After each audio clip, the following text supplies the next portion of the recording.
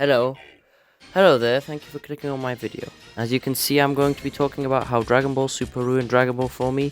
The reason for this is quite long, it's why this video is quite long, but I plan to make this a burning passion to spread an important message to any Dragon Ball fan out there on the major issues I personally found with Dragon Ball Super, the anime and the manga. I'll do this within chapters. Each chapter will talk about an arc of Super and how it impacted Dragon Ball, as well as comparing Dragon Ball and Dragon Ball Z to Super, followed by a conclusion. Now, let's start. Who am I? My channel name is Frieza Samar. I'll explain later as to why, but I have been a fan of Dragon Ball for over a decade. I have seen Kai being released in my childhood, as well as the original series and even Super, even though my first introduction was through Raging Blast 2. Besides that point, let's begin. Chapter 1. So we begin by talking about the first arc of Dragon Ball Super. Now this can vary depending on if you've watched the Dragon Ball Super movies or the anime. Now the Dragon Ball Super movies are kind of a separate entity to the anime and the manga because they narrate different events to what happens in both, excluding Super Broly of course. So I'm going to focus on the main content we have that is canon to the Dragon Ball series. So I'll briefly talk about the arc of Battle of Gods and all the new additions and extensions we had to this series. So, the plot is simple. Beerus, a god of destruction, wakes up from a long decade or so old nap because he had a dream about Super Saiyan God. This leads him to seek out the Oracle Fish, who tells him to go to Earth and find a Saiyan. That's where Beerus then goes there after meeting Goku on King Kai's planet and Goku challenging him, only to be beat by Beerus. And then Beerus goes to Bulma's party where he gets angry, only for Shenron to tell them how to summon a Super Saiyan God, which then, through 5 Saiyans, which is a GT reference, a battle between Goku and Beerus occur. Beerus wins. Well, it was technically 6 Saiyans, but then the Super Saiyan God is unleashed, and Goku and Beerus battle. It's a great battle, and in the end, Beerus of course wins, and decides to spare everyone due to Goku's personality and motivation he had. Now, let's talk about my main issues with this arc. First off, I'm going to start with Beerus. Now, I know how controversial this is and how much everyone loves Beerus, but the addition of our Sphinx Cat destroyed our continuity, mainly to what happens in Z. So first off, Beerus is said to have approved Frieza destroying planet Vegeta. Now, this is a major problem due to the fact that Frieza was supposed to be the so-called Emperor of the universe. So if he was obedient to Beerus, it affects the impact of this battle with Goku, making it seem that it was Beerus overseeing everything and not Frieza. Another major issue is that Beerus existed during the Buu saga. This makes no sense because Supreme Kai Shin was trying to stop Buu, and if he knew the existence of Beerus, he would have recruited him to help him eliminate Buu, since Buu destroys multiple planets with no permission from Beerus. So why would Beerus be asleep if Supreme Kai was going to die twice against Buu? I'll let you answer that, since it threatens the very existence of Beerus himself. Another issue is Beerus supposedly sealed Elder Kai. Now this is an issue, and I'll show you the manga panel. Here, so you can see what Toriyama himself was speaking during Z about whoever sealed Elder Kai in the Z Sword. As you can see, Elder Kai specifically says almost as terrible as Buu. Now, what you can say terrible means in terms of evil, in general, in this conversation and in this context, he's talking about power. So this immediately becomes a retcon and causes issues to the series, because Beerus would have no reason to seal Elder Kai away in a sword. Not to mention, Beerus has never once hinted at or done anything of the sort throughout his entire introduction up to this point. So this creates a big inconsistency for me. Finally, to fix this issue of Beerus being incorporated into Dragon Ball as a whole, they could have just mentioned he was in another dimension for years. That didn't affect if Supreme Kai died or not, and if he would have appeared in the same dimension, it might have affected him then. But also have Beerus not be the one who sealed Elder Kai away, because there's no reason to have him do that, especially since it's a direct retcon. And Vegeta also supposedly knowing about Beerus beforehand creates a lot more issues, due to Vegeta never bringing up Beerus ever throughout the entirety of Dragon Ball Z, even though he supposedly humiliated King Vegeta more than Frieza did. So, the second character I'm going to be talking about is Whis.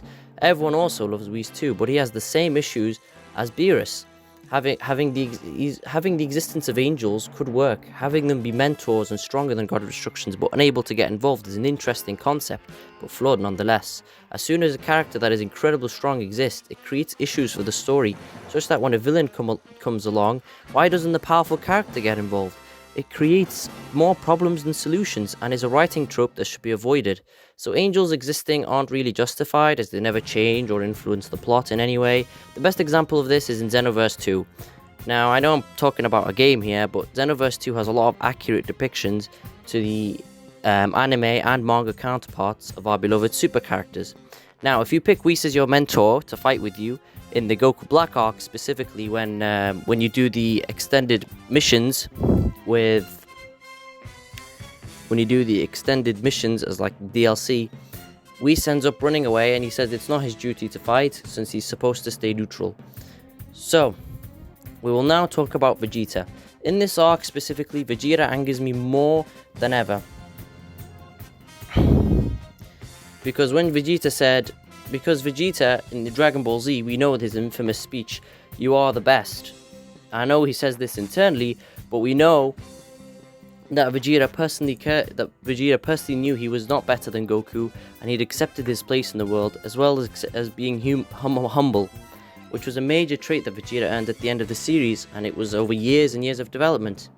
Now, unfortunately, in this arc, we are back to Vegeta calling Goku a clown, and being number one, and that he's stronger and all that stuff. So all that development across 12 years, from age 762 specifically, when the Saiyan Saga started, to age 774, when the Buu Saga at the very end, all disappeared in a matter of a few short months, because supposedly Battle of Gods took place about 6 months after the Buu arc. It's very infuriating having Vegeta being regressed to this degree. It's also insulting to us fans who gave the show time and attention to get this response from Vegeta. Not to mention Vegeta's rage against Beerus was terrible and looked awful instead of the actual fits of anger that he had in the movie. Not to mention how regularly Vegeta degraded himself just to please Beerus, even though he never stooped to such levels for Frieza, who by the way killed his very father and literally raised him for years in awful conditions. Not to mention, there's an amazing scene in Dragon Ball Z where Frieza causes Kid Buu, who is actually evil incarnate, to be shaking from fear because Vegeta refused to back down and was still getting up after every beating he got from Buu, even though he knew how terrifying, remorseless, and complete psychopathic Buu was, but he still stood up against him and didn't back down. That's the Vegeta we know, not the Vegeta that is presented in this arc. That's just a shell of a former Saiyan that we know and love. Goku in this arc also has been regressed to a child, constantly wanting to challenge and fight whomever he sees, even though he knows beforehand by King Kai that Beerus was a god of destruction, and Goku needs to know his place. Now, Goku never behaved this way against Shin, because he realized the gravity of the situation, and he still had a brain, and he understood that Shin is a Supreme Kai, and he's a god, he's way above him, so he was never going to try and challenge him, and instead he was going to try and help him, rather than fight like a brainless beast. Not to mention the fact that Goku waited in this arc till Beerus almost destroyed the planet and everyone was hopeless and was about to be obliterated completely before he stepped in and told Beerus to stop. Now, some fans might argue that, well, this is just to ramp up the tension, but in my opinion, this is a blatant change to Goku's character. The reason for this is because in the Cell Saga, we know that Goku sacrificed himself just to save Earth, and Goku knew when there was no other choice that he had to use the instant transmission to get Cell out of there and save everyone. He wouldn't have just waited till the last second before Cell blew himself up before doing it. The reason the scene was slowed down in the anime was to build up the emotion because Goku was about to die after we had been with him throughout the entirety of this arc. Now, even Goku at the end of the Buu Saga would never behave this way at all. So it's pretty much an entire character regression. Now, we're going to talk about the Super Saiyan God transformation. Now, while this transformation pays a huge homage to Dragon Ball GT, I never liked this form's design. Well, it pays a homage in GT in terms of attaining the transformation, but not really in terms of the design-wise. It never fit the series' previous transformations as they got more and more primal, just like the Uzaru scream when Goku finally becomes a Super Saiyan 3. This form lacks and looks like Goku has overused Kaioken to the point he's become 100% red. He's also looking a lot sleeker and thinner. Also, this form wasn't earned. They technically used Shenron and then used 6 Saiyans, and then poof, all of a sudden he became a Super Saiyan God, all in a matter of probably a few hours. It's unearned and lazy. Transformation was just such a shame. Do you remember the Super Saiyan 1 transformation? Do you remember how iconic Super Saiyan 2 was? Even Super Saiyan 3 transformation, it took 7 years for Goku to attain that, not 2-3 hours. Overall, I don't like this transformation, and it lacks the impact and builds up that the previous transformations had earned themselves throughout the series of Dragon Ball. Chapter 2. Now, if you've clicked or you've moved on to this chapter, we're now going to be talking about the Ressurection F saga. Now, this saga frustrates me more than the previous saga. The reason for this is... So, let's just begin with a brief summary, and I'll explain as we move on. Now, Frieza's revived using the Dragon Balls by his henchmen. He then trains for 4 months and becomes Golden Frieza. At the same time, Goku and Vegeta train and attain Super Saiyan Blue thanks to Whis. Frieza then returns to Earth, threatens Earth, so Goku and Vegeta are forced to jump in, defeat Golden Frieza, restore Earth back to peace, and that's pretty much a summary of this arc. Now, this arc has many inconsistencies and fanbait, and we're going to break them down. Now, let's start with our characters. First off, the main big bad himself, Frieza. Now, I love the addition of Frieza coming back, because Frieza was an incredible character in Dragon Ball Z, and in my personal opinion, was the best villain in Dragon Ball Z. Now, I know this is my personal opinion. You can also argue that Cell is better than Frieza, or even Boo in some aspects. Now, I'm going to be talking about why certain issues about Frieza in this arc that I didn't really like due to his previous character interpretations. So first off, when Frieza's henchmen ask him about reviving his father, Frieza asks him to not be revived, which is quite unlike his character. Now, I know I'm being a bit really critical here, but the reason for this, I find this as a main issue, is because Frieza's father, King Cold, had provided great support for Frieza in the Android saga in Dragon Ball Z, as he literally brought him back from the brink of death and revived him, making him even stronger. So Frieza knows how powerful his father was, and he knows that not only he could have used his father as a training partner, but this never comes up in Frieza's mind, and it's never done, which is such a shame because this is a wasted potential. We could have had Golden Cold and Golden Frieza. Imagine how interesting that would have been. But it's all rushed, and we don't get that, unfortunately. So I find that a big issue. After that, Frieza trains with one of his henchmen called Tagoma, a boring, forgettable character, just like his design, and in only 4 months he becomes stronger than Super Saiyan Blue. So let's explain why the writing here is flawed severely. First off, Frieza started with a max power level on Namek of 120 million. According to the Daizenshu, after he was mechanized, it was said that his power jumped to 150 million, maybe even more. This is why he was sure he could defeat Goku, and he grew stronger as the transformation. Now, I'm going to show you the manga panel where Mecha Frieza explicitly says that he's gotten stronger from Namek. And you can see here, because I don't want any differences. Now, Goku's journey in Z went from about 150 million, which was Super Saiyan. I'm starting from the end of the Frieza saga, just like Frieza was, to about 30 billion in terms of power. Of course, this could be more. There's not really any confirmation of Goku's power at the end of the Buu saga, but it's around 30 billion, give or take, probably even more. But and then finally in Super, we know that Super Saiyan Blue is quintillions, so he went from the billions into the quintillions, which is about a trillion jump in boost. Now, Frieza from jumping from 150 million to the quintillions is absolutely insane. The reason for this is what's the multiplier here? It's 1 trillion. So you can imagine that the multiplier itself is greater than the power level of Goku at the end of the Buu saga. Now, that's just how big this jump is. It's really difficult to wrap your head around. And in 4 months, and this is not only in 4 months, this is the first time Frieza's ever trained in his entire life, so he has no experience. Yeah, that's completely unrealistic. Even if people say he's a mutant and he can attain that power, 1 trillion in 4 months and never having experience before makes absolute zero sense, especially when you're just shooting death beams at a forgettable henchman and constantly reviving him. Now, the training alone, it's not enough, and the fight between him and Goku, when they fight on Earth, is absolutely awful. They drag out certain beam clashes and certain beam attacks, and there's just no creativity in the fight. It feels lazy, it feels boring. Do you remember how remarkable and interesting the Goku and Frieza fight?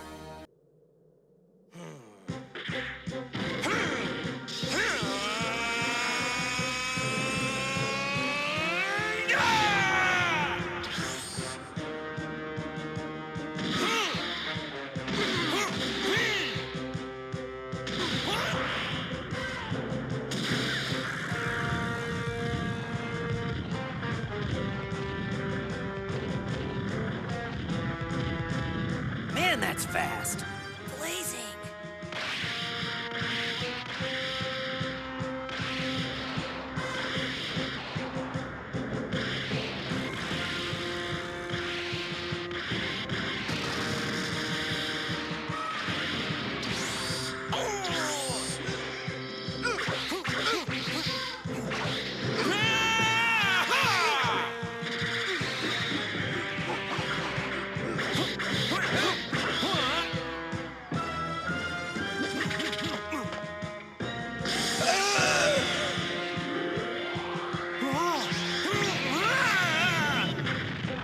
On Namek, the music, the animation. After that, Frieza was defeated in a boring way and his arc was finished. Now, let's talk about Goku and Vegeta. The reason I'm talking about both here instead of separate is because both of them have been in the same area together and received somewhat the same development. Now, they both were training on Beerus's planet together, which was interesting and fun, and the anime gives some great context, like episode 19, I think, where they train on Beerus's planet and learn new form. It's really interesting and really fun, and it develops Goku and Vegeta's character. It also reminds me of Dragon Ball Z back in the early days. It's one of the only episodes in Super, and I think it's one of the best episodes in Super, especially from this arc. Now, it also gives us a justification for how they attained Super Saiyan Blue, because these transformations are earned a bit far too quickly. In about 20 episodes, maybe even less, that they've already jumped to the next transformation from Super Saiyan God. Now, this is incredibly quick, especially when Dragon Ball Z, we went from Super Saiyan in episode 96, and then the next level, which of course we all know was Super Vegeta, was not attained until about episode 162, so that's about 70 episodes gap, compared to Super, which only had about 20 episodes, so it's less than a third of that development rushed. Now, even worse is the form is completely useless. It never gets a win. It's humiliated throughout the entirety of Super. Well, in the anime anyway. In the manga, it's given respect, but in the anime, it just completely loses.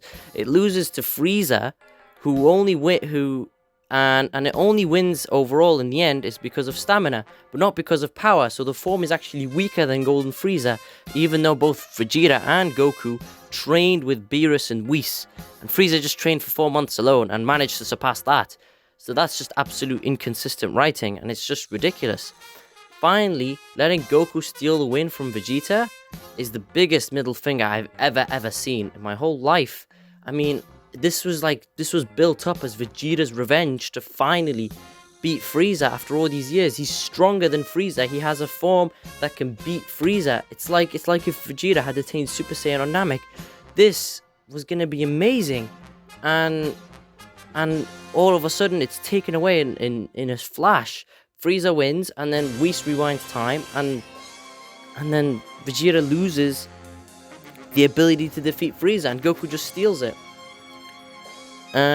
Overall, both characters are quite consistent, including Vegeta, with his regression, of course, since the Battle of Gods. He's still consistent with how his type of character behaves, especially how Frieza himself thought that he joined his side due to how childish and immature Vegeta was acting. And Goku with his stupidity, like letting Frieza go again. Seriously? I mean, you can understand in Dragon Ball Z why he let Frieza go. Frieza literally played on his emotions since he's a manipulative liar and a psychopath. So he tricked Goku into giving him his energy. But here, Goku's wise. He's had years of combat experience. He wouldn't repeat the same mistake here, come back and train. He knows how dangerous Frieza is, especially how in 4 months, Frieza had a 1 trillion multiplier. If Goku had realized the intensity of that, what if Frieza had decided to go train for a year? He could get quadrillions of multipliers, and then he'd destroy everyone and no one could do anything. So Goku shouldn't have let Frieza go again here. It makes absolutely no sense, and it's complete regression of his character, which is very insulting. Now, we're going to be talking about Whis and Beerus. Whis' BS plot powers allow him to reverse time. Now, the reason I hate this is because, first off, this power is never ever used again throughout the entirety of Super. It's used one time. So if you're going to introduce a new mechanic, use it multiple times, like the instant transmission in Dragon Ball Z. Why use it only once? If you're going to use it only once, just don't introduce it at all, because then it becomes like, it gives us the question of why hasn't it been used again? Now, Whis uses this and reverses time. However, it makes no sense since Whis himself has said to be neutral, and like I mentioned earlier about the Xenoverse games, Whis doesn't want to get involved in any sort of conflict, so it's kind of inconsistent with his character. And him constantly whining about food and how excited he gets about food is very, very boring, especially when it's one of Whis' like only defining traits, as well as being maybe wise and funny. Other than that, Beerus being there as well during the fight between Super Saiyan Blue Goku and Golden Frieza is absolutely inconsistent and a big writing issue. The reason for this is because Beerus decides not to get involved, even though he should see how powerful Frieza has become and how he's going to destroy planet Earth. And if Beerus didn't care about planet Earth being destroyed, then why did he tell Whis to reverse time to save Goku?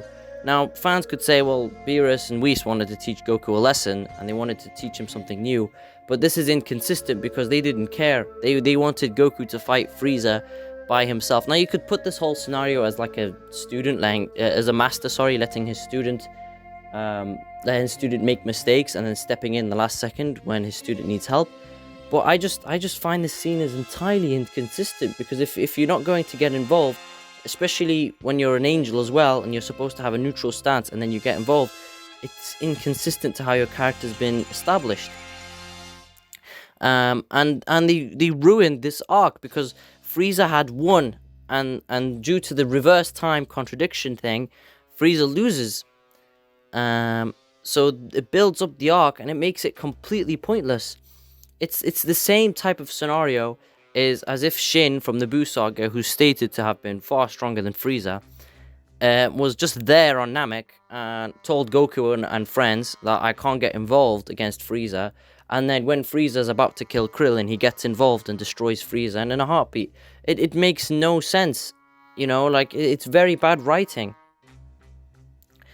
So Beerus shouldn't have been there at all, and it ruined the whole fight between Golden Frieza and Goku. Not that much there was a fight anyway, the choreography was really bad.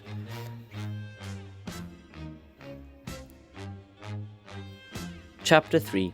We are now going to finally not only talk about the anime, but also the manga. The reason for this is now, previously on the previous arcs, the manga decided not to recap the anime because it knew fans would get bored, so they decided to just jump into this arc. So we are going to compare some segments of the manga from DBS to the anime, because there are some segments I think are written better and overall make more sense than what the anime chose to go with. So let's start. Let's begin with a short conclusion of what this arc is about and what's its brief summary. So, spoilers, sorry about not mentioning this prior, but spoilers now to anyone who has not seen Super or seen what this arc's about. So click off this chapter if you don't want to be spoiled, and I'd just say overall the entire video. Now, let's break down the subplots. So, we begin with Champa, Beerus' brother, crashing into Beerus' planet. Now this angers Beerus, and Champa explains that he wants Earth, due to the food. Champa says he will host a tournament, and the winner will get to decide the fate of the Earth. He also explains he has found 6 of the Super Dragon Balls the size of planets. He doesn't know where the 7th is. So the tournament takes place between 5 fighters from both sides of the universes, and they fight. Eventually, of course, Universe 7 wins, and then Zeno, the greatest being, being the Omni King, appears and says he will host his own tournament due to enjoying this tournament that we had in this arc, and due to Goku's stupidity also by suggesting that he should do a tournament. He then leaves, and Beerus finds the last Dragon Ball, which is the actual planet they were fighting on the entire time for this arc, and then wishes Champa his own Earth, which is really heartwarming and wholesome. However, this plot goes nowhere and it's never referenced again. So let's break down this arc. First off, we're going to start with our new introductions, Champa and Vardos. They are both interesting ideas, especially having Beerus have a brother and Whis having a sister. It's expanding the universe, expanding it into 12 universes to be exact.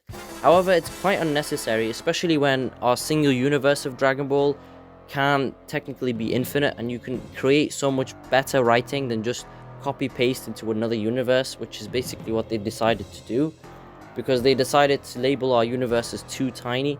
Now, our main reason for this could be because of previous writing in Z calling Frieza the strongest being in the universe, so they had to make that consistent by creating more universes.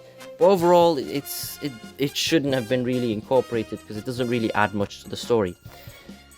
So, the thing is also that it's the entirety of its setup of this arc is for a future arc, which is going to be the end of Super, which I'll be talking about, not the next chapter, the chapter after this. So, both Vardos' character is shown to us as being mature, being wise, and Champa is shown to be the complete opposite, impatient and foolish, which is quite an interesting dynamic. Yet, unfortunately, the anime chooses to not let Beerus or Champa fight, even though both Whis and Vardos talk about how powerful and how dangerous both are. Luckily for us, in the manga continuity, if you've read the manga, there's some incredibly well-drawn panels by Toyotaro duking it out with both gods of destruction, and it's really enjoyable. Even though it's quite short, it's so much better than what we got in the anime, and it actually gives us a feeling of how dangerous both of these entities are. And remember, show not tell. That's what Super as a whole has problems with. Now, Universe 6 fighters. We'll start with Botamo, because there's nothing to be said except he's a Winnie the Pooh knockoff and doesn't really do anything to the story, except that he has a unique ability which Goku overcomes quite quickly. And since Winnie the Pooh is now public domain, you may as well just change him to that name, since they can no longer be copyrighted for that. Other than that, he serves no purpose and is just the opening act of the entire tournament. He's boring and forgettable. Next, we have Vegeta, a giant robot who is invincible due to plot, and his only weakness is being called names, which, in my opinion, and with Vegeta's consistent writing, since Vegeta is the one who fights him, takes far too long to eventually do, since we know Vegeta, one of his best traits is being witty, and he loves to talk down in his opponents. It's Vegeta, it's his signature type style. He loves to talk them down mentally, and it's unforgettable. However, Vegeta, by the time Vegeta talks down to him, it's just took far too long into the battle, and it's when they've changed the environment, and by the end Vegeta defeats him. It should have been done a lot earlier, especially with how we know how Vegeta's character is. Next, we have Frost. Now, Frost was quite an interesting being a good guy, because we wanted to know what it would be like if we had, well, what if there was a Frieza race that was also good, since remember, Universe 6 and 7 are supposed to be mirrors of each other. However, all this is thrown out the window when it's revealed that he was evil, and it just becomes boring, because he just becomes a knockoff, bad version of Frieza, and it doesn't help that Chris Ursa's brother, Gregor's, voices Frost too, so it just relates him even more to Frieza. No offense to Gregor's or Chris Ursa, both have great performances, but just the fact that Frost himself, his character design and writing is just very similar to just Frieza in general, but worse in every way, makes it all boring, and especially when since it just presents him as a scummy, weak, underhanded individual rather than an actual intelligent, powerful, dangerous foe. It would have been even more interesting if he had a secret transformation past that final one, which, like similar to Golden Frieza, would have been an interesting threat that Goku and Vegeta would have had to struggle to beat. He gets obliterated by Vegeta quite easily. So next we're going to be talking about Cabba. Now, Kaba was an interesting Saiyan, but at the same time, he's a boring character and he's the complete opposite of our Saiyans. Now, I know this is quite like being this is oxymoronic to say that he's boring and interesting at the same time, because initially he looked interesting because he was another Saiyan and we've never seen Saiyans before, but his whole Saiyan shtick is that they all look malnourished and weak, when our Saiyans from our Universe 7 were all ruthless and they all packed six-packs, and even the female Saiyans. Instead, Kaba's just a weak, looks pathetic. So Kaba's existence angers Vegeta and he beats the hell out of him. And then Kaba becomes a Super Saiyan because he asks Vegeta how to become a Super Saiyan, and Vegeta decides to threaten his family or something. And then now he becomes a Super Saiyan. So not only, quoting Vegeta, not only do we now not have a Super Saiyan bargain sale, but we have the Super Saiyan giveaway. Just everyone can unlock Super Saiyan in the most simple, most meaningless thing you can possibly imagine.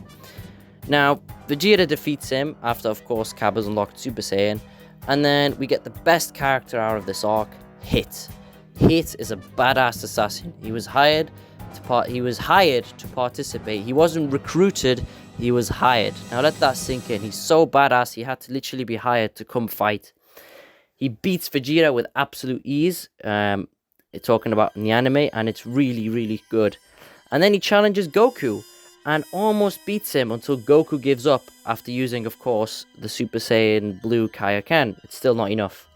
And Hit wins. Well, then he forfeits to Universe 7's Monarcha because he realizes Goku decided to forfeit because he realized that Goku saw that Hit was limited to using his assassination powers because it's supposed to be a tournament. So now we'll talk about the manga. Now, in the manga, people say that Hit was really not written well because he loses to Super Saiyan Blue, but the reason I argue the opposite, where that it's good that he lost to Super Saiyan Blue, is because Super Saiyan Blue is supposed to be a form attained by the gods. It's supposed to be trained by Beerus and Whis. It was a difficult form to attain, and it deserves to win.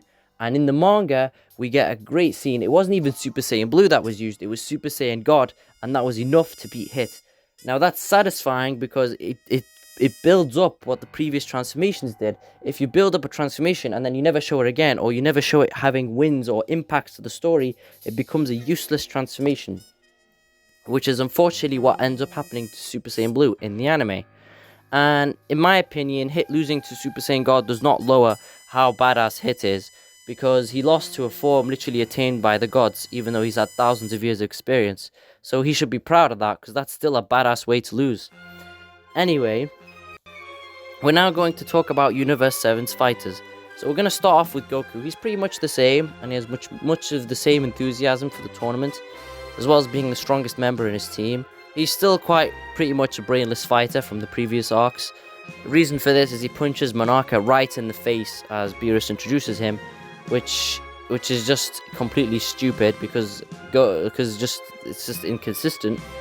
So Vegeta, in my opinion, next ruined this arc. Now, people are gonna tell me, oh, why are you attacking Vegeta so much? You've attacked him in the previous arc and now this one.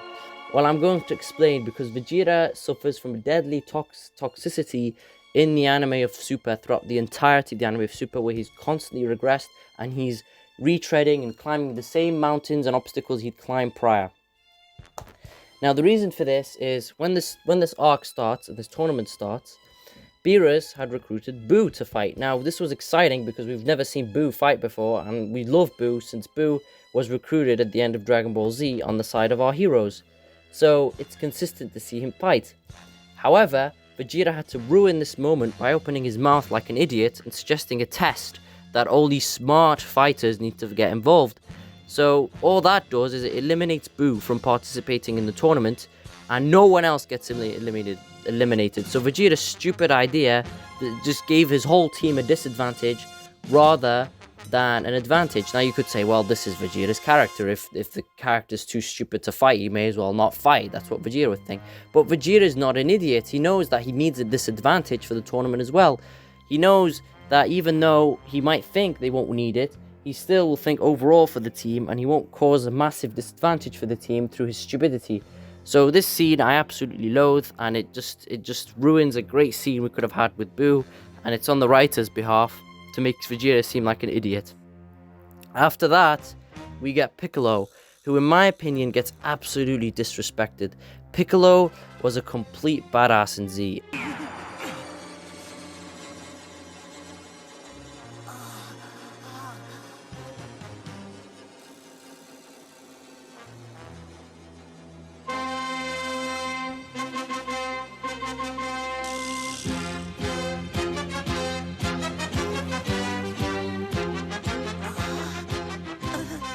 It's Piccolo! Am I dreaming? Is it really you? Good to see you, Gohan. From when Piccolo arrived on Namek to fight Frieza. Now Piccolo shows up and the music is amazing, the tension is pure badass, and Vegeta himself was actually there, and he stood there and he was just gawking in surprise at how powerful Piccolo had become, and completely shocked that he was stronger than himself even. And it was amazing. It was what our Namekian friend deserved. Piccolo was wasted in this arc. He's nothing more than a substitute fighter that just gets eliminated without participating at all to the story. Now, talking about Monarca, the final participant, is nothing to be said. That he's also just he's just a motivation Beerus uses him for Goku, and nothing more really. Now, we're going to be talking about Beerus and Whis. What can I say except we get more development with Beerus and his brother, and Whis gets little development with the introduction of his sister. And it's quite interesting to see them both have extended family and how they all behave with each other, especially with how on the exterior Beerus shows that he hates Champa when in the interior he actually cares about him. And it's interesting as well to see Whis compliment Goku in both the manga and the anime, explaining how intelligent and how powerful Goku's become. It's quite interesting, especially with how Goku's been presented as an idiot. So it's nice to see moments like this, similar from Z, where Goku is showing how, and even Dragon Ball itself, showing how he's learning and embracing what he's known from before and what he's been taught from new. So also having Beerus wishing Champa on Earth was very wholesome, and it does really show us how much our Purple Sphinx cat cares for his brother. That's pretty much their character development at this point in the story. And to top it off, Zeno is introduced, who is a setup for the final arc. Of course, he doesn't make much sense in my opinion because he's supposed to be a literal child. People say this is Toriyama's view of being like, this is supposed to be the whimsy and intrigue of Dragon Ball. But in my opinion, it's just a complete opposite of Frieza, and I just don't like it. So, we're almost done with the review. We're pretty much more than halfway now, so we'll pretty much get to the end of it. So we're going to talk about the next arc. And this arc is probably the most controversial arc in Super. That being the Goku Black arc, of course. Now, this arc has some of the darkest and most brutal moments throughout the entirety of Super. So, let's begin, as usual, we did with the previous arcs. Let's begin with a short summary, and then we'll break down the major events. So, we begin with Trunks fighting a shadowy figure that kills Bulma in front of his very eyes. The shadowy figure is then revealed to be Goku. Trunks then travels back in time to Goku and Vegeta to recruit them to help him. They then get beaten by this Goku in his future. Of course, they fought on him prior because he chases them back into their time using the time ring. And then they travel back to fight him and they lose. So they try and do an investigation and they find out it's a Kai from Universe 10 called Zamasu. And so Beerus gets involved and erases him. So they go back to help Trunks, thinking it'd be easier, that his universe would be fixed. However, it's made even worse, because now not only is there a Goku, who's now called Goku Black, who Trunks dubs him as Black, but they've also got Zamasu to deal with. So they lose the second time, and then they come back a third time, and they forget to seal Zamasu using the Mafuba. Zamasu and Goku then realize how dangerous they are, so they fuse, forming the fused Zamasu, and then Goku and Vegeta fuse, fight as Vegito Blue, only for them to get retconned and then split. Then Trunks cuts Zamasu in two using a form called Spirit Bomb Sword, which he's never learnt before. Then Zamasu, depending on which continuity you're reading, becomes either the Sky or becomes many clones. And then Zeno is summoned by Goku and he erases the timeline while everyone else escapes and goes back to their main timeline. Now, I'm going to be talking about a big issue with this arc, which no one ever seems to talk about. So I'm going to be talking about this because it's a major thing, and if this issue was addressed, this arc probably wouldn't have existed to begin with. So we're going to talk about something in Dragon Ball Z. So now we know that in Trunks' future, in Dragon Ball Z, it played out different events, and when he traveled back to our main timeline, which became an alternate timeline because Trunks' timeline was the main one, things changed. Of these things that changed is Goku getting sick later on, Jiro becoming an android rather than dying to the androids, 17 and 18 becoming far stronger than they were originally in Trunks' timeline, Vegeta becoming far stronger than what was originally supposed to happen. All this leads to a chain of events changing completely. Now, one of this is Android 16. Android 16 is one of the main reasons Gohan attained Super Saiyan 2. And you can argue that if Android 16 hadn't existed, Cell probably would have killed the rest of the Z fighters and it would have been over for Gohan. Because it was 16 that told him how to let it out. So all this changes the main timeline completely. All the events change. It's not the same. So unfortunately, the writing here is really inconsistent because they say that Babidi and Dabura appear in the exact same way they appeared in our main timeline. But why would they appear? Why would they come to Earth? Why would Babidi recruit Dabura? Remember, all the events have changed, so it doesn't make sense for the same beats to play out. You can say, well, the same events don't play out because Shin dies, sacrificing his life to stop Buu. And Babidi defeats him, and then Babidi and Dabura get taken out by Trunks. But it's practically the same plot. I mean, Babidi and Dabura on Earth gathering energy to free Buu. So it's the same thing all over again. When, remember, these events have all been changed due to Trunks' time meddling. It's changed the whole outcome and the whole plot of the story, so it wouldn't really lead to the same thing happening again.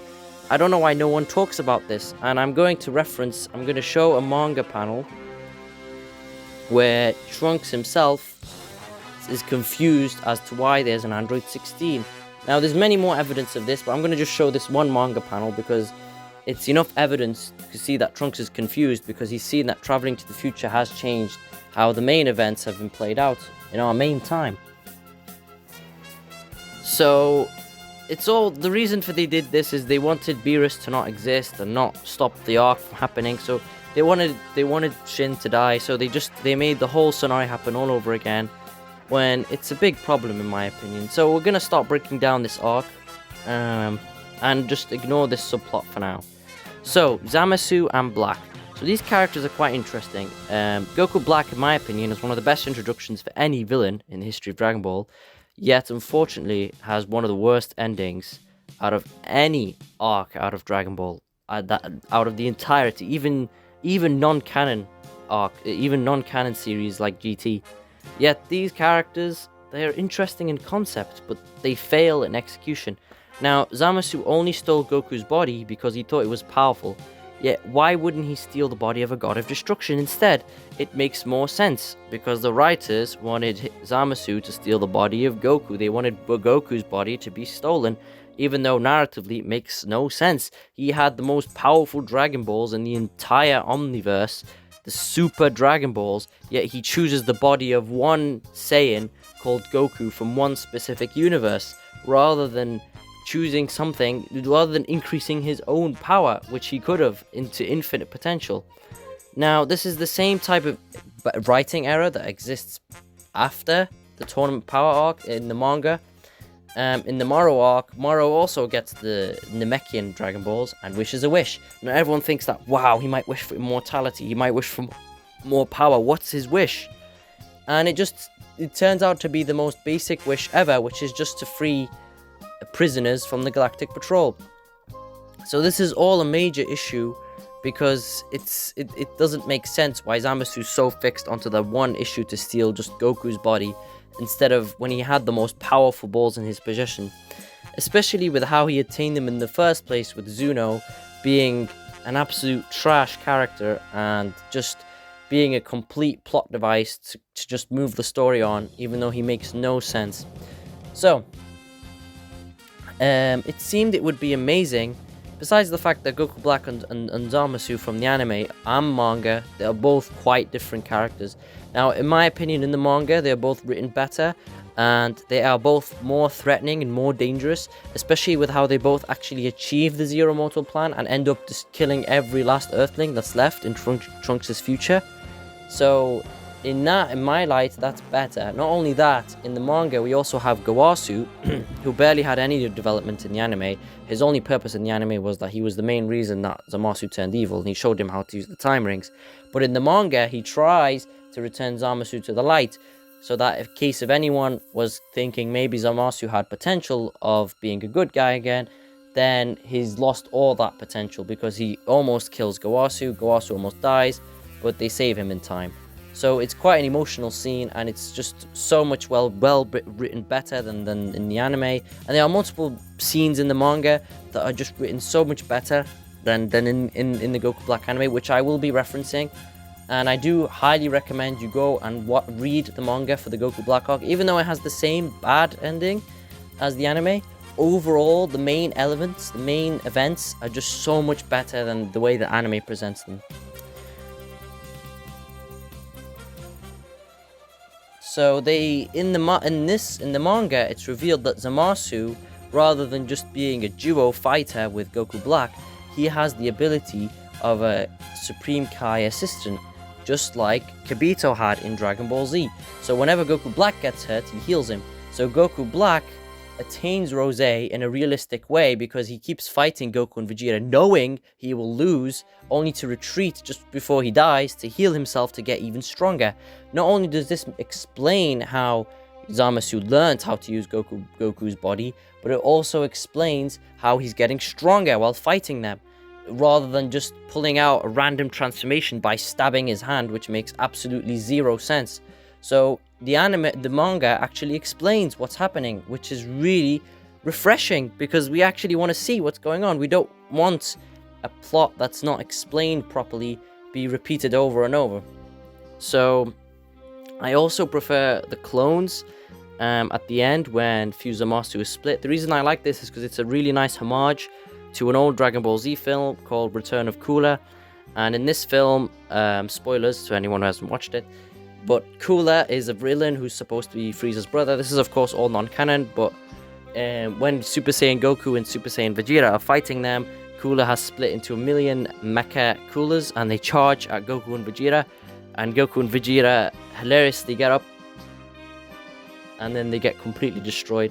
So it's a reference to that, which is really nice, and it's a good homage to DBZ.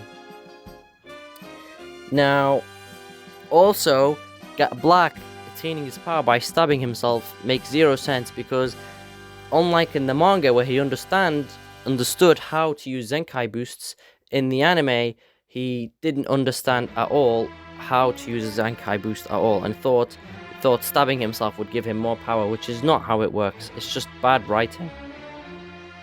So Vegeta and Goku, we are now going to be talking about both of them. So they're both interesting in this arc, except Goku loses even more of his brain and inconsistency. First off, we have a change in the main story that Dinde somehow changed the hyperbolic time chamber, making them train in there as long as they want before, so that they can prepare for Goku Black, even though it makes absolutely zero sense, since it was established before in Z that it was only 2 days they could spend in there, no more. So while Vegeta and Goku spend years in there, their power didn't change that much at all.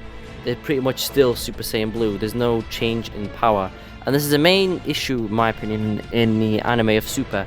They constantly train and have said to have gained power, but they're still using the exact same forms over and over. It's still Super Saiyan Blue, and it's still losing fights. So what's the point of all this training? It's pointless. Training in Dragon Ball Z was used to progress and further our characters.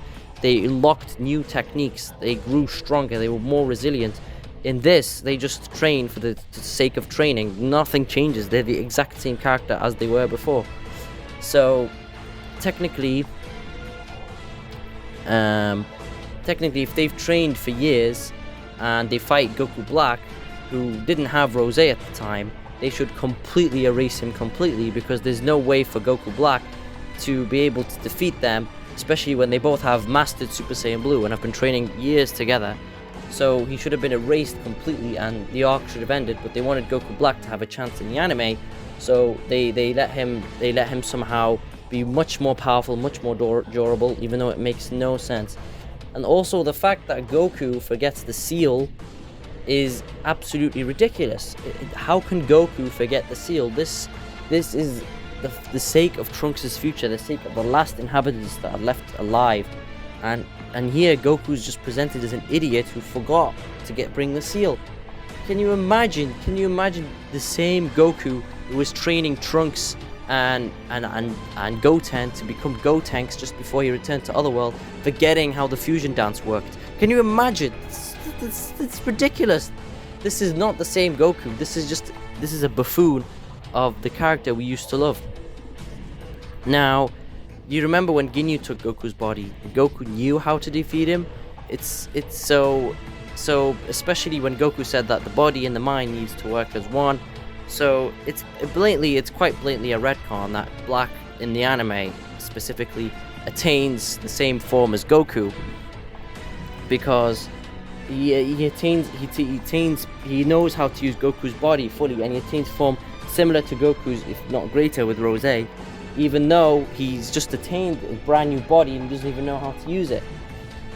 So there's also the really stupid bird feeding scene with Trunks and Mai, and it's been interpreted wrong multiple times, where they say that it's not kissing, it's just bird feeding, that Goku doesn't know what it is. But even if Goku didn't know what it is, it's still presented as stupid, because he speaks like a 2-year-old child, pointing out what's going on.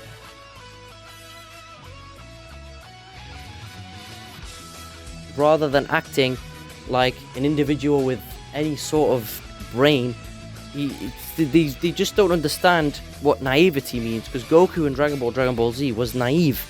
He wasn't stupid. This is plain stupidity. This is not naivety. There's difference, and there's no clear line in Super between both. So Vegeta is portrayed, in my opinion, better in the manga. He listens to Trunks' pain about Bulma, and not only that, he gets an amazing scene where he's mastered Super Saiyan God and Super Saiyan Blue. So what he decides to do is he decides to switch between both, being the battle genius that he is, and Black is unable to fight him because he doesn't understand what's going on, because Blue is stated to have absorbed, to take a lot of power. So for Vegeta to maintain Blue, he switches to a weaker form and then returns back to Blue. So it's genius, and it's something that Vegeta would easily master, and it's really consistent to how his character is written in the Dragon Ball Z. So in Dragon Ball Z, sorry. So it's really good, and I love it, because this is what Vegeta is supposed to be represented as, not like in the anime where Goku Black just says he's the opening act before stabbing him and then defeating him in 2 seconds. So also Vegeta being reluctant to fuse with Goku is also a continuous regression of his character, because he realized in the Buu saga how dangerous this was and how Buu was going to erase them all, and he eventually agreed to fuse. So Vegeta, who, by the way, this is 6 months later, needs to also understand they're in the same situation again, so he wouldn't really act this reluctant again. It's ridiculous. As well as Vegito having the same outfit that he had in Z, even though it makes no sense, since he's supposed to be a fusion of what both were wearing, but I guess it's for merchandise purposes. So Trunks and Mai, we are going to be talking about both of them now. So Trunks is pretty consistent with his Z counterpart.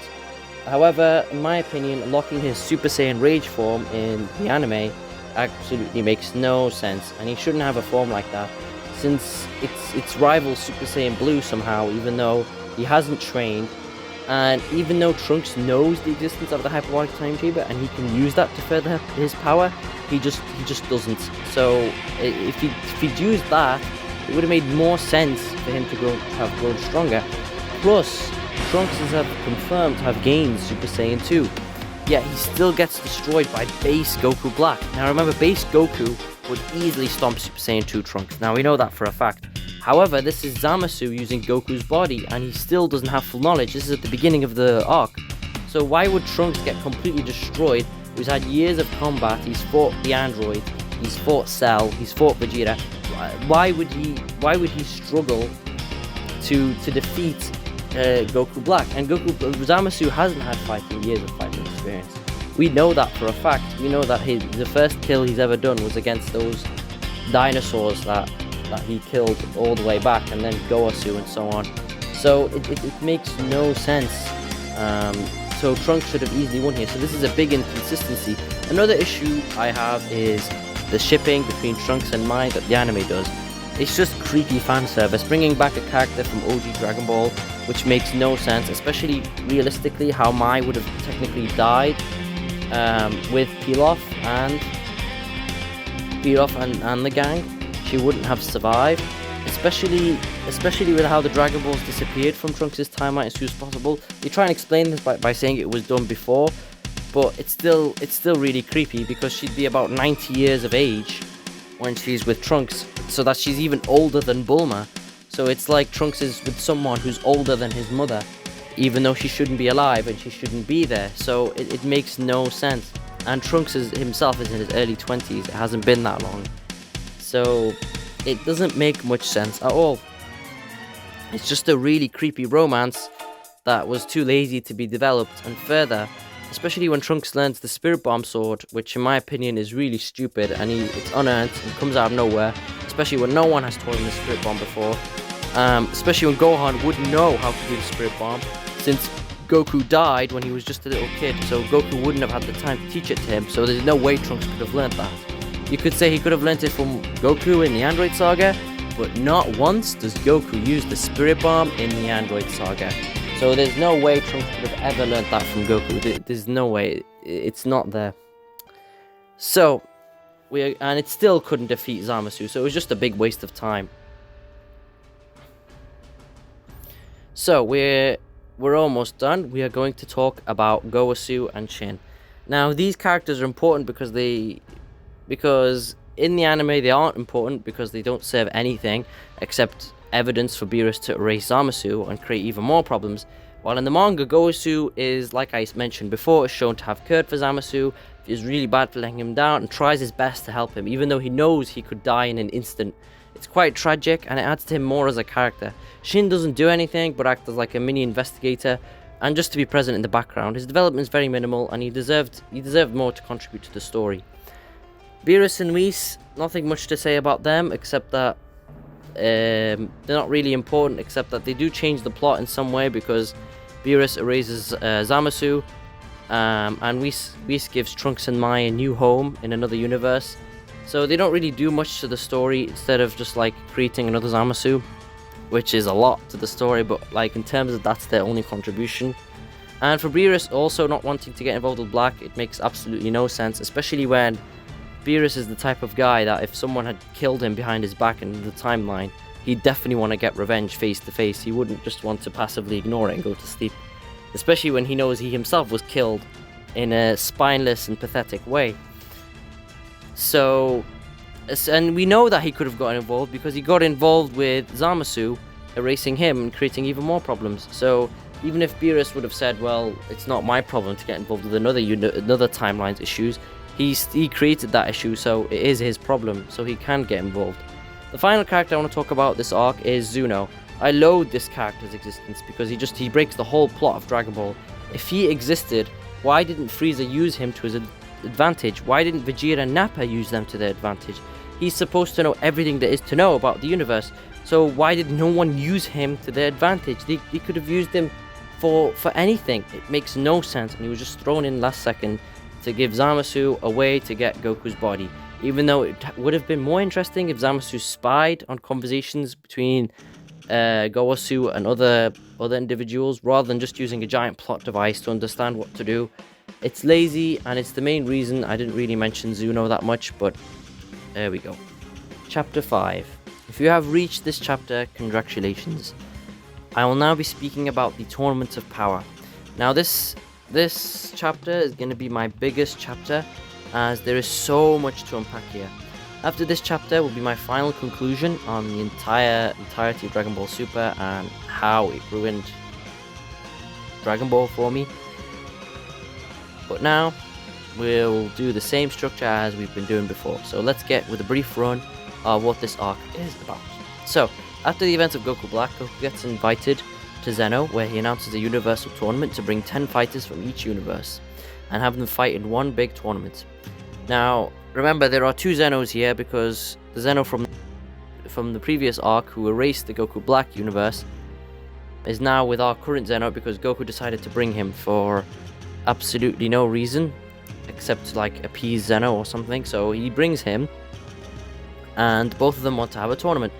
So they announce that they have to bring 10 fighters from each universe and have them fight in one big tournament. So whatever universe that loses gets erased, and the winner gets the Super Dragon Balls. So they have a preliminary match where Goku fights, Gohan fights, and Buu fights. After that, they recruit the fighters, only to realize Buu is asleep. So they go to Hell and recruit Frieza, who wants the Dragon Balls to revive him if he wins, and Goku agrees. So they fight in the tournament, and Universe 7 eventually beats Jiren, mainly due to Mastered Ultra Instinct, and everything is restored, including Frieza back to his life, and everything back to the way it was. So now let's break down the elements of this arc. So Goku and Vegeta, and the rest of the Universe 7 fighters. So both Goku and Vegeta are quite interesting in this arc. I think they're both great. Goku is a lot less stupid in this arc, even though he does do some other mistakes, but he actually wants to have a good fight, even though technically as soon as the Torn Power would have started, all the other universes would have immediately tried to eliminate Goku first, since he started the whole damn tournament. So everyone would obviously want to get revenge, and they wouldn't just ignore him, start fighting each other. And Goku gets Ultra Instinct Omen multiple times throughout this arc, and it's badass, but it does remind you of something. Now, if you remember the thumbnail that I chose for this video, I quite explicitly showed Namek Saga Goku contrasted with Tournament of Power Goku. Now this was deliberate, as the Tournament of Power arc is trying to recreate the Namek Saga, with Ultra Instinct Omen being Kaioken times 20, including the way Goku is dressed with the blue top and the black hair, and MUI is supposed to be a recreation, which is Mastered Ultra Instinct, is supposed to be a recreation of Super Saiyan, down to the torn off shirt. But as I'll explain, the execution of these transformations don't come as close to how good Super Saiyan and Kaioken were. But so let's explain how Goku attains these forms. So UI Ultra Instinct Omen is earned through getting a Spirit Bomb deflected back at him when Jiren deflects the Spirit Bomb that's thrown at him, and Goku attains it through that. Now this makes absolutely zero sense. Remember that the Spirit Bomb, or the Genki Dama, if you're reading the manga, is used on evil people, and it is only attracted to evil ki. And we know in the manga and the anime that Jiren isn't an evil character, he's a hero, and he's actually saved his universe multiple times. So I don't understand how Goku thought a Spirit Bomb would do anything, especially when Jiren isn't evil. So this is another excuse of Goku being stupid. So of course Jiren deflects it, but then what makes even more no sense whatsoever is that Goku somehow absorbs it. Now Goku is a good person, and if you say he's not, then you don't understand Dragon Ball to its core. I'm going to show you a manga panel here during the Saiyan saga when Krillin throws the Spirit Bomb at Vegeta, Vegeta dodges, and then the Spirit Bomb is going to hit Gohan. Now as you can see, Goku tells Gohan that he can bounce back the Spirit Bomb because he has no evil ki. So if this Spirit Bomb was bounced back at Goku would just either bounce it off the whole tournament, or he would bounce it back at Jiren, and it wouldn't hurt anyone until it found evil ki and it latched onto that. So Goku absorbing it makes absolutely zero sense, and then above that he also attains UI Omen, which makes no sense, especially how he's absorbed his own energy that he's gathered. This is not how Spirit Bombs work. This is just a blatant retcon just so that they can just get UI Omen built up for no reason, which is a really BS, in my opinion, transformation that just comes out of nowhere to save Goku's ass whenever he's in trouble, in the anime specifically. Now Mastered Ultra Instinct is done far better, and it's built up at the very end But instead of being given the victory, it's taken away from Goku. And that's pretty much where he has to team up to defeat Jiren in his base. Now let's talk about Vegeta. Vegeta doesn't do much in this arc. He eliminates a couple of fighters, but his final attack against Toppo is a complete recreation of the Buu Saga, but worse in every sense, and not justified. Besides the fact that Vegeta tries to fight Jiren yet accomplishes nothing and loses, except eliminating Toppo, who he himself never eliminated anyone, they then also recruit Master Roshi instead of Yamcha. Seriously, it makes zero sense. And we will be talking about Master Roshi now, since apparently Master Roshi did secret training that made his power level jump from about 130, which was shown when they used the Scouter in the Saiyan Saga on Master Roshi, to literally quintillions. Now, this makes zero sense. Now, you can argue that Roshi was suppressing his power, which it does make sense, but there's just no way he was suppressing trillions and quintillions of power. I can't take this anymore! I'm not sure if I can help or not, but I'll never find out here!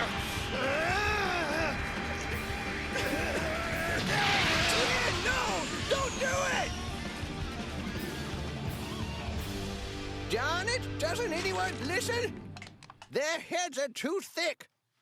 Oh, poopy. What am I talking about? My goodness. If I was in his shoes, I would have probably done the same thing. My gosh, it seems like yesterday when I was just like them. I was considered the strongest in the world back then. Now, I'd do anything just to be able to help out again. Feels completely pathetic because he can't help his students fight against Cell. And yeah, so as you can see in this scene, it shows that Roshi can't fight, and if he was somehow suppressing power, now wouldn't be the time to suppress it, because of course Earth is in danger. So it makes absolute no sense. So after this, Roshi fights in the tournament. He eliminates a bird type fighter, I forgot his name, he's forgettable, and then he utters a homage to OG Dragon Ball, where he talks about his motto about the turtle hermit way. But Roshi being in the whole Tournament of Power makes no sense anyway, especially when he's not qualified to fight against the strongest fighters from each universe. And Yamcha is shown throughout Dragon Ball Z and Dragon Ball to be one of Master Roshi's successors. Not his only successor, but one of his successors, because he's mastered Roshi's training. He knows how to do the Kamehameha, which is Roshi's main signature attack. And he has his own unique attack, which is the Spirit Ball. So it's really stupid idea to include Roshi for no reason when he should have realistically died really quickly. Now, we're going to be talking about Krillin, 18 and Tien. The reason I'm talking about them as a group is all three of them don't really do much to the plot, and they all get knocked out very quickly. Especially Krillin in the manga, which gets knocked out by Frost within like 2 seconds.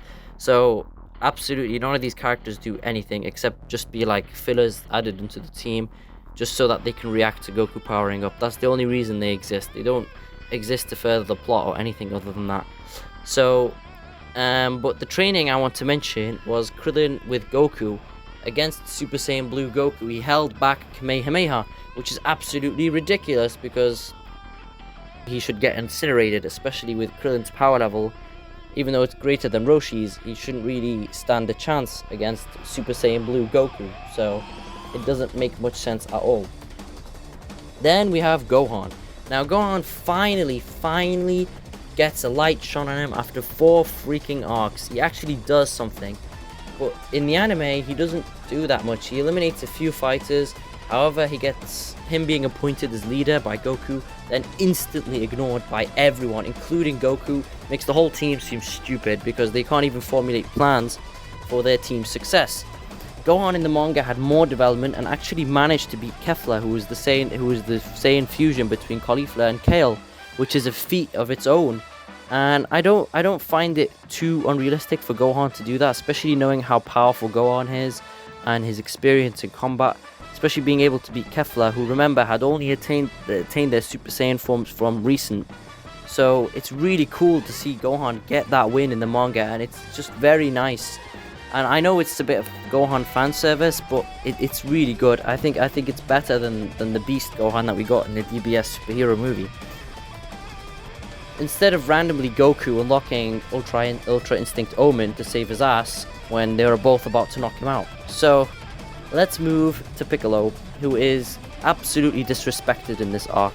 Now, he gets knocked out by a little bug creature that Piccolo could have easily heard, since he has Namekian super hearing that none of the other Z fighters have.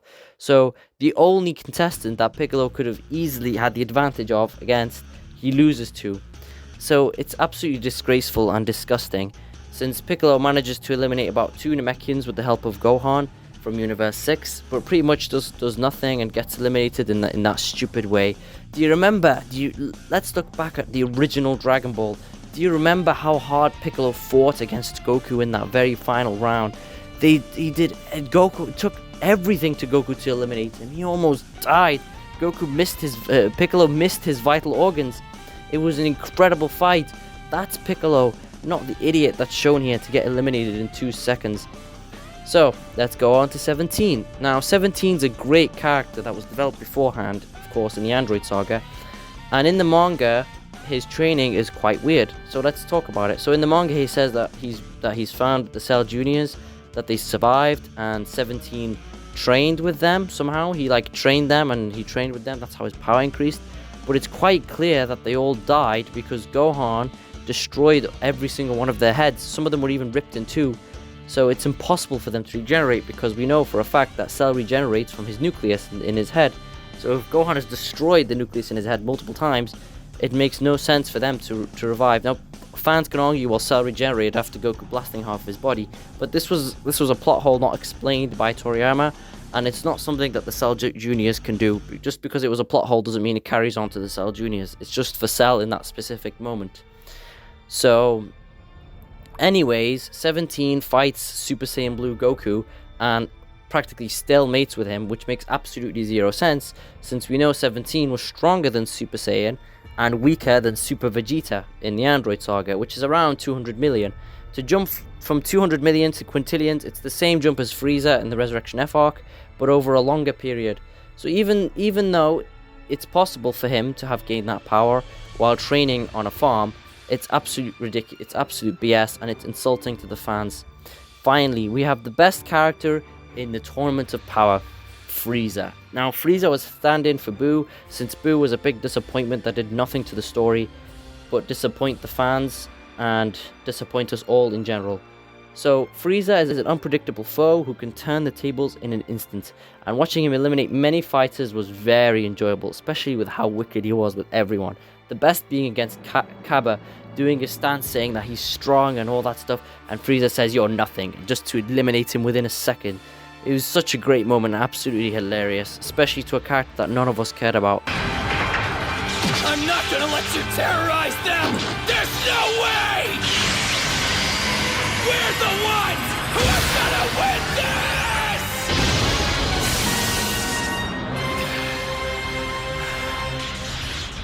I know that blast connected.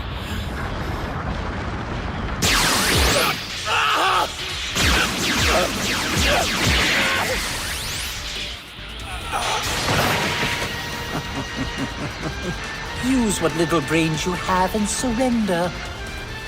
I'll never give up again.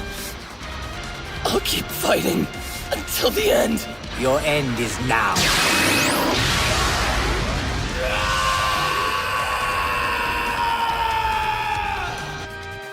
And was rushed in his last second development. So Frieza then challenges Toppo and humiliates him, and even Jiren himself, and he actually eliminates Dispo with the help of Gohan.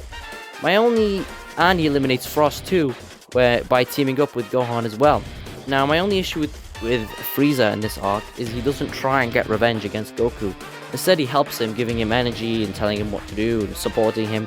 It's unlike what Frieza would do, because prior, since he loads Goku, he absolutely hates him and he wants revenge in any way, shape or form. He wouldn't, fans can argue that Frieza has, first of all, signed a pact, and this is like the fate of his universe and so on and so forth. But I think Frieza's hate towards Goku and his revenge eclipses all that. And Frieza doesn't follow any treaty, as shown in Dragon Ball Z. He will break any promise he says, so it doesn't even matter.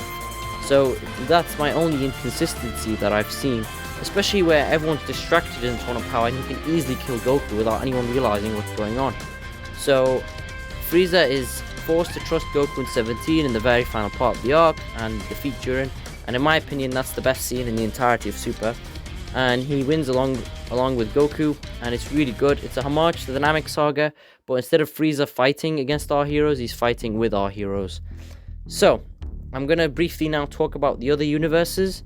I'll make this short since they don't have much development at all. So we're gonna talk about the main universes. The rest we're not gonna mention. So we're going to mention Universe 9, who were the first universe to send assassins to try and stop Frieza, but all they did was they gave us an amazing fan service scene about Frieza killing everyone through a death beam. And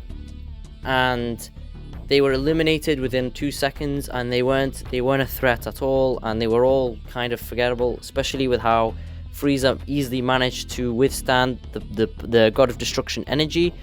So all they did was they just hired the stakes because they were the first universe to be erased. So other than that, Universe 6 was pre-established before in the Universe 6 tournament arc. We don't care about them that much, except being that Caulifla attained Super Saiyan in the most insulting way possible, and Kale attaining Super Saiyan green form also makes not much sense at all. They both attained it even easier than Kappa did, so it's just becoming ridiculous at this point. And Universe 11 was the final relevant universe, which is of course being Jiren's universe, which of course none of them in the entire Universe 11 fighters managed to do anything, and we're going to be talking about them separately. So now, Universe 11 fighters. Most of the fighters, 7 of the fighters, are all forgettable and useless, and they managed to do nothing to the whole Universe 11. The only 3 fighters that matter, and the ones that I'm going to be talking about, are Dispo, Toppo, and Jiren. Now we know that there's another one called Carousel or something. He's supposed to be the leader of the group, yet he does nothing and gets eliminated really quickly. So we're going to talk about the main ones, starting with Dispo, then Toppo, and then finally Jiren. So Dispo gets eliminated by Gohan and Frieza. He proves how dangerous he is by easily destroying Frieza in his golden form. So Frieza's forced to team up with Gohan in order to defeat him. And then Toppo gets eliminated through Frieza, 17, and Goku, and mainly Vegeta. Vegeta's the main one who eliminates Toppo through, of course, a really boring recreational scene of the Buu Saga. They create tension, Toppo, Dispo, and Jiren, but the shame is that they never manage to eliminate anyone, which is a big problem. The only fighter that manages to eliminate anyone is Jiren. The rest don't eliminate a single character, which really ruins their character, especially when their universe is built up as the most powerful in the tournament. So it doesn't make much sense at all. The only interesting part is Toppo abandoning his pride to become a destruction god. It's quite interesting, and it shows how far he was pushed to become this monster, especially how psychologically dangerous Frieza is. Jiren was the most boring, having practically zero character, and we only got his rushed backstory at the very end. It really meant nothing to us, really, and Jiren is just boring in general. And remember, whatever makes a good story is not only a good transformation that was built up, but also a good villain. This is why Super Saiyan worked, because Frieza was an outright monster that killed Krillin in front of Goku, and almost killed Piccolo in front of his own eyes. Jiren just threatened Goku's friends, but did nothing. You see the clear difference here? It's a big issue with Jiren, and it puts you off this arc's villain/antagonist. Now, we'll be talking about the Zeno and the Angels and the Gods of Destruction. They added nothing to the story but Gorka, how powerful Goku was when he finally mastered Ultra Instinct, and it frustrates me that that Zeno said that he would erase everyone, that he would erase everything if no one wished the other universes back, because that's just really stupid writing. And it's basically, well, if these events didn't happen, everyone would have died. It's plain idiotic writing, and it's just basically trying to force the story into a certain element where it's like, oh, it's all fate, and if that didn't happen, everything would have been destroyed anyway. We barely get any development from any of the angels or gods of destructions. The only one we kind of get some development is the Grand Supreme Priest, who we see him build the arena, and he does have a few interactions with Zeno, but other than that, it's quite, none of them have much development at all, other than the mouse, who of course is Beerus's enemy, because haha, Beerus is a cat, yeah, he's a mouse. I forgot his name, but it's pointless development that doesn't lead anywhere. And it's a shame, because in the manga we get an awesome badass battle between all the gods of destructions. Now I love this because it gives us a personality of each god of destruction. Now I'm going to show you some of this panel just to explain what I mean. So we see that Universe 10 god of destruction, not Universe 10, sorry, Universe 11's god of destruction, he throws cards because he's a clown. As you can see, it's adding to his personality. And we see Universe 10 god of destruction is an elephant, and he charges, and it's similar to what he is, an elephant. It gives us, even though it's not much, it gives us enough to give us somewhat of a development to the gods of destruction that we don't get any, if at all any, in the anime. The anime gives us nothing. So I love this fight, and it's such a shame that this fight was replaced with the boring preliminary fight that we had between Toppo and Goku, which was incredibly boring and just led to show Goku being further of an idiot, because he decides to eliminate Toppo when the whole universe's being erased thing was going to be removed by Toppo. So it just shows Toppo being the good guy and Goku being the villain. So if you've reached my final conclusion, I thank you all for watching this video. I'm going to begin. This is going to be a conclusion of each of the arcs that I've talked about, because I haven't really given a conclusion of each arc, because I thought I'd just save it all in the end as like one big final summary of the whole topic. So I'm going to begin, and we'll start off with the Battle of Gods arc, which was a simple and interesting arc. It was the most basic out of all the arcs. Beerus and Whis, in my opinion, like I said, could have been introduced better, as they created plot holes with their existence, such as the Z-Sword, so on. Super Saiyan God was, like I said before, was boring and unearned. The transformation and the fight between Beerus and Goku was quite boring, and it dragged out, especially with them constantly screaming at each other in the anime, which was really bad. It just wasn't good. Not to mention Vegeta's anger was really bad, as it was dragged out too much, and it just wasn't shown as a fit of pure anger. I'm talking about the anime and not the movie, because the movie, in my opinion, did it far superior and in a shorter runtime, and it didn't have the same issues.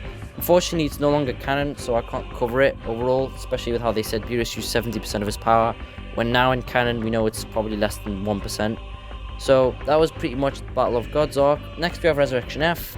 The only reason this arc exists is to cash in on Frieza, because everyone loves Frieza. So in my personal opinion, like I said before, he's my favorite villain from BBZ. They brought him back from the dead, and they thought it wouldn't make much sense for some and even though it doesn't make much sense for some of his random henchmen that we've never seen before to know about the Dragon Balls, especially when in Z we had development onto how Frieza knew about the Namekian Dragon Balls, because he listened in on the scouter that when Vegeta was talking to Piccolo about. So in this, there's nothing telling us about how his henchmen knew, because even if his henchmen were there at the time, this was years ago, and they would have to have remembered it all the way since then, and not forgotten about it and known where it was, because the only people that knew were Kui, Frieza and his henchmen, the Ginyu Force, who, if you remember, every single one of them died. So it makes no, so there's no one who knows about it. Everyone who knew was dead, so it doesn't make sense for Frieza's force to already all of a sudden know about the Dragon Balls and go there. So plus Frieza knowing anything about Buu or Super Saiyan God also makes no sense, because Buu was established to be millions and millions of years before like anyone. So how would Frieza remember him? Not only that, how would King Cold know about him? Because King Cold and the Frieza family, for all we know, probably have been ruling the universe for maybe 100 years or so.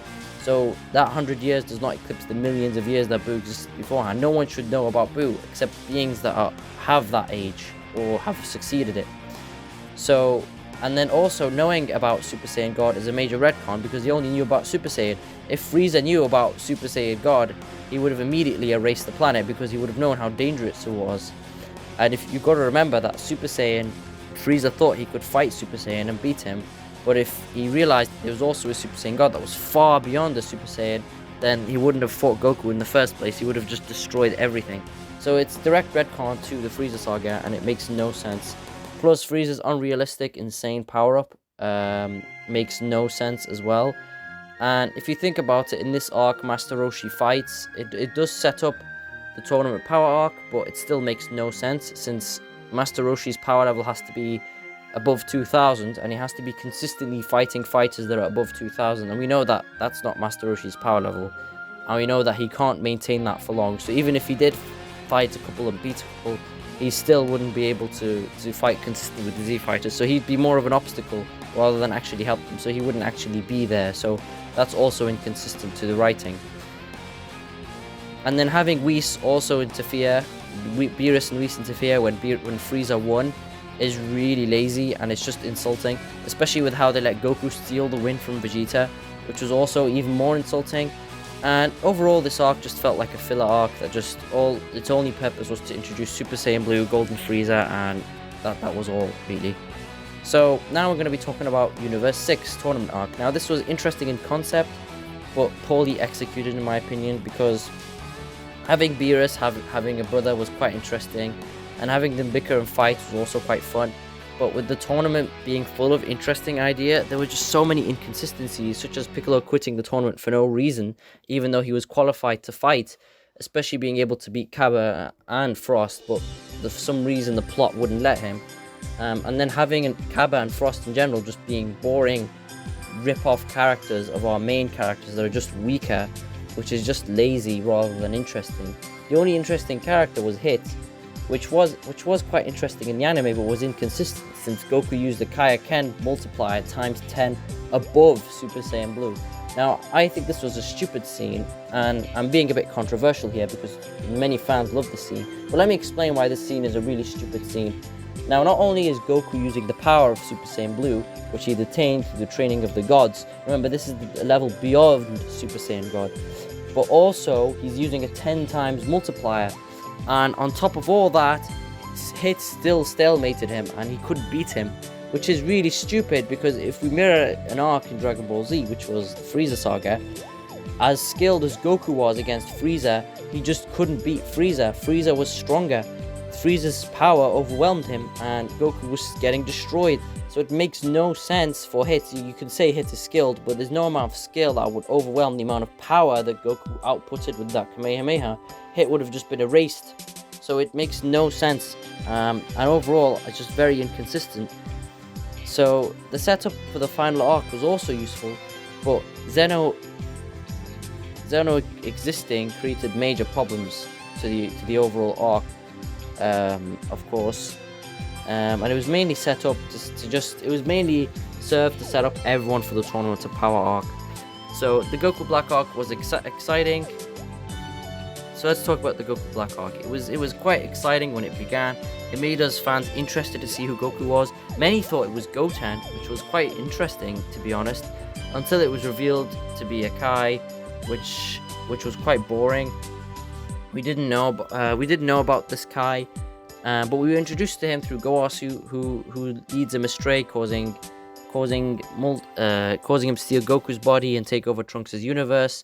But why Trunks' universe specifically? Because there are infinite timelines, and he chooses Trunks' because there's no Beerus. Even though, as I explained prior, the only reason Beerus died was due to bad writing, as the events of the Buu saga wouldn't be beat for beat translated in Trunks' future. Overall, this arc set up many things that led nowhere, including the Mafuba, which didn't work due to Goku being lobotomized, Super Saiyan Blue Vegito being retconned, because he would finish the arc too early. Spirit Bomb Sword from Trunks that led nowhere and made the universe even worse.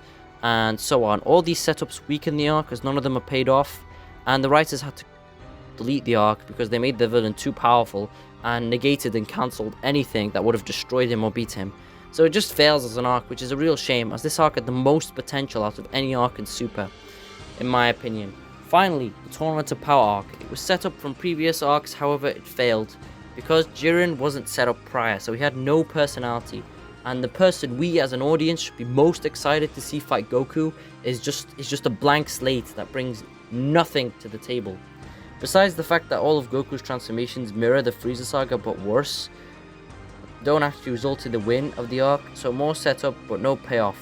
Like Mastered Ultra Instinct, for example, broke the internet at how great it was, but did it defeat Jiren?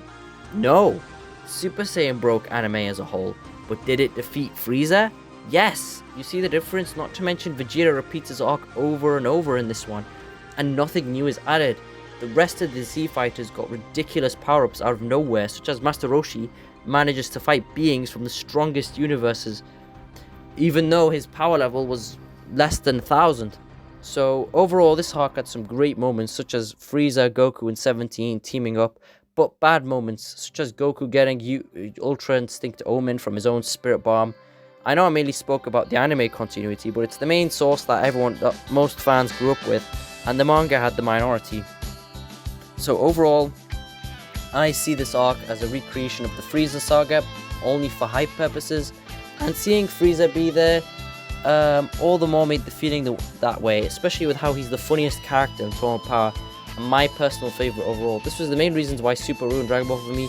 It's mainly about Super losing the identity of Dragon Ball and becoming all about fights, transformations, and creating drama out of nothing. It really loses track of what made Dragon Ball special and gives characters insane power-ups just because of power creep rather than justifying the increase in power. Overall, I thank you for listening to me rant and talk for all this time.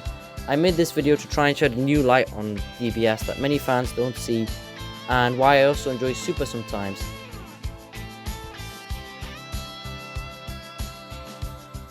Ruins Dragon Ball as a whole for me personally.